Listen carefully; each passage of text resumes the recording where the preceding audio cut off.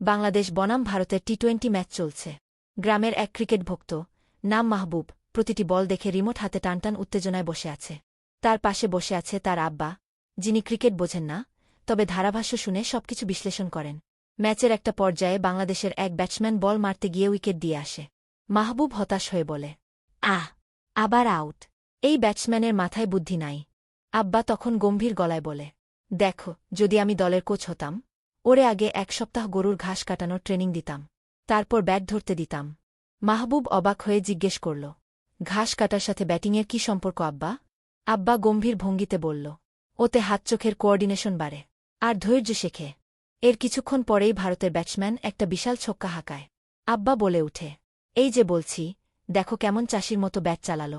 মাটির সাথে সম্পর্ক না থাকলে কেউ এমন মারতে পারে না। মাহবুব বলে, আব্বা, তুমি আসলে ক্রিকেট বোঝো না।